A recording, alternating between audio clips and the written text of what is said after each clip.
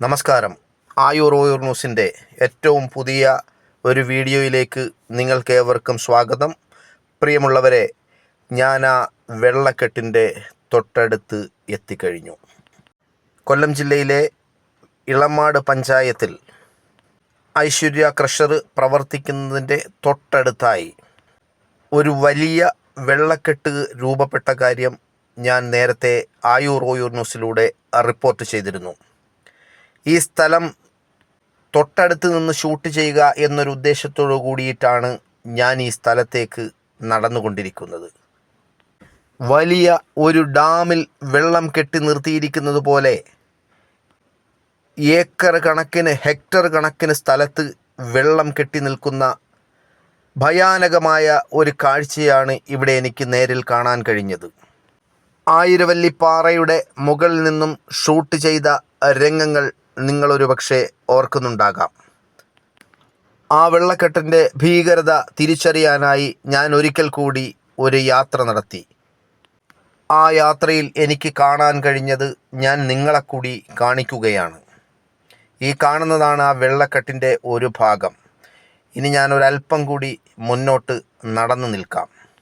ഇത് common plot വഴി വരുന്ന ഒരു റോഡാണ്. 7.5 മീറ്റർ വീതിയുള്ള ഈ റോഡ് ഇപ്പോൾ 3.5 മീറ്റർ പോലും വീതിയില്ലാത്ത നിലയിലാണ് ഉള്ളത്. ഈ റോഡിൻ്റെ ഒരു വശത്തായിട്ടാണ് ഭീകരമായ ഈ വെള്ളക്കെട്ട് രൂപപ്പെട്ടിട്ടുള്ളത്.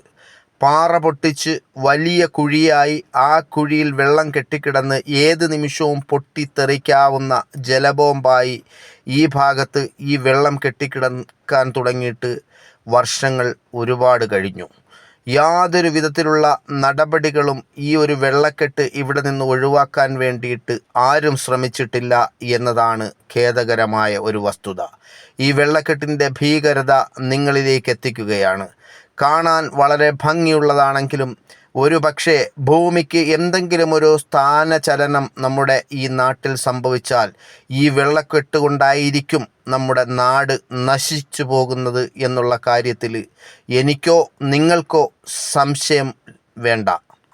കഴിഞ്ഞ ഏതാനും ദിവസങ്ങൾക്ക് മുമ്പ് വയനാട്ടിലുണ്ടായ ഉരുൾപൊട്ടലിന് ശേഷം ഭൂമിക്കടിയിൽ നിന്നും അതിഭീകരമായ ശബ്ദം കേട്ടു എന്ന് വാർത്താ മാധ്യമങ്ങളിലൂടെ നമ്മളൊക്കെ അറിഞ്ഞതാണ്.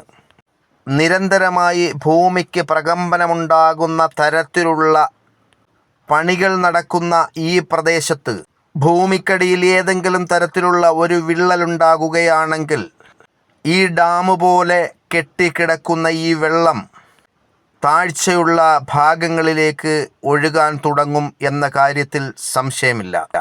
നിയന്ത്രണ വിധേയമല്ലാത്ത നിലയിൽ ഈ കാണുന്ന വെള്ളക്കെട്ട് ഒഴുകാൻ തുടങ്ങിയാൽ 10-15 മിനിറ്റ് കൊണ്ട് ഒരു പ്രദേശവും ആ പ്രദേശത്തുള്ള മുഴുവൻ വീടുകളും മനുഷ്യരും ജന്തുക്കളും ഒലിച്ചു പോകും. ഒരു മുണ്ടക്കയ്യോ ചൂരൽമലയോ ഇവിടെ ഉണ്ടാകാൻ പാടില്ല. നമുക്ക് ഊഹിക്കാൻ കഴിയുന്നതിന് അപ്പുറമാണ് ഇവിടുത്തെ ആഴം. അതുപോലെ തന്നെ ഏക്കർ കണക്കിനാണ് ഈ വെള്ളക്കെട്ട് ഇവിടെ ഉള്ളത്. ഇതിനൊരു ശാശ്വതമായ പരിഹാരം കാണുവാൻ ഈ വെള്ളക്കെട്ട് ഇവിടെ നിന്നും പരിപൂർണമായി ഒഴിവാക്കിക്കൊണ്ട് ഈ പ്രദേശം മണ്ണിട്ട് മൂടിയാലല്ലാതെ ഈ വെള്ളക്കെട്ടിന് ഒരു ശാശ്വതമായ പരിഹാരം കാണാൻ കഴിയില്ല എന്ന വസ്തുത തിരിച്ചറിഞ്ഞുകൊണ്ട് തന്നെ നമ്മുടെ നാട് നശിക്കാതിരിക്കാൻ ഒരു കവളപ്പാറയും ഒരു മുണ്ടക്കയും ഒരു ചൂരൽമലയും ഇവിടെ ഇനി ആവർത്തിക്കാതിരിക്കാൻ ഒറ്റക്കെട്ടായി ഒരേ മനസ്സോടെ നമ്മൾ ഒരുമിച്ചു നിന്നേ മതിയാകൂ എന്ന ഓർമ്മപ്പെടുത്തലോടുകൂടി നിർത്തുന്നു.